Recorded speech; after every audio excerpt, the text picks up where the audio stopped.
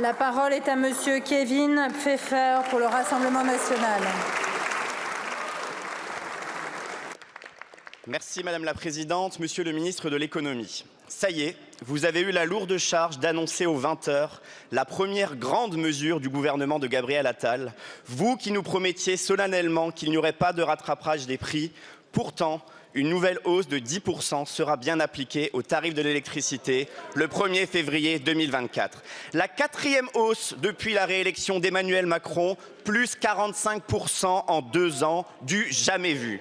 En moyenne, ce sera plus 18 € par mois pour une famille qui se chauffe à l'électricité, plus 116 € par mois pour nos boulangers déjà asphyxiés et combien de milliers d'euros ajoutés à la détresse de nos agriculteurs.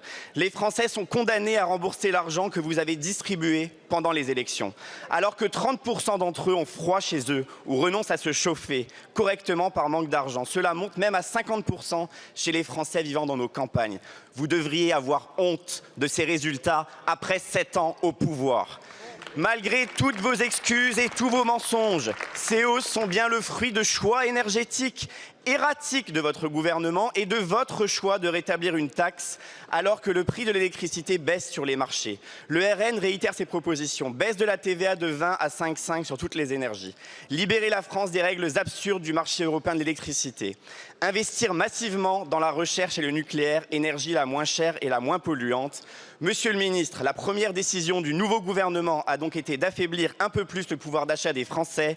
Jusqu'à quel sommet Attal le taxeur et Le Maire le menteur vont-ils continuer à faire exploser les factures des Français?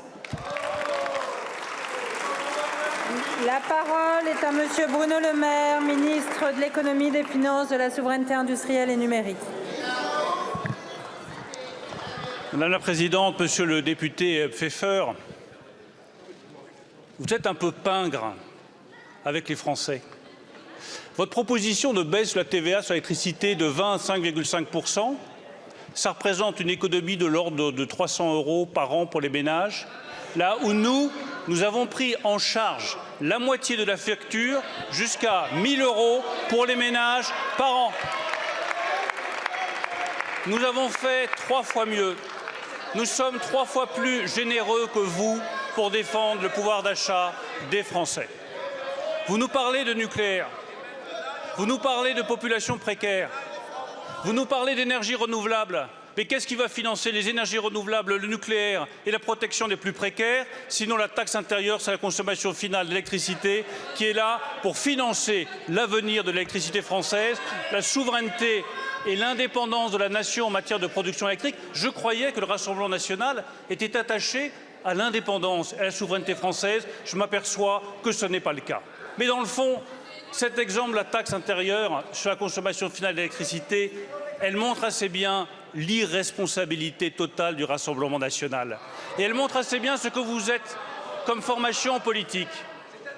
Vous n'avez aucune solution pour le passé. Vous n'avez que des critiques pour le présent et vous n'avez aucune proposition pour l'avenir. Voilà qui résume bien le Rassemblement national. Je vous remercie, Monsieur le ministre. Monsieur le député. Monsieur le ministre, avec vous, ce qui est bien, c'est que c'est toujours la faute des autres, jamais de la vôtre.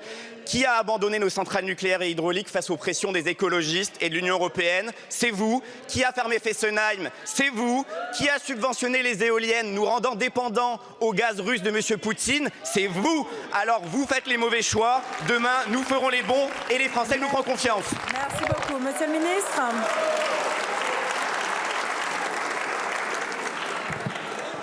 Qui a dit, monsieur le député, que l'énergie nucléaire était extrêmement dangereuse et qu'il fallait en sortir? Marine Le Pen, la présidente du Rassemblement national.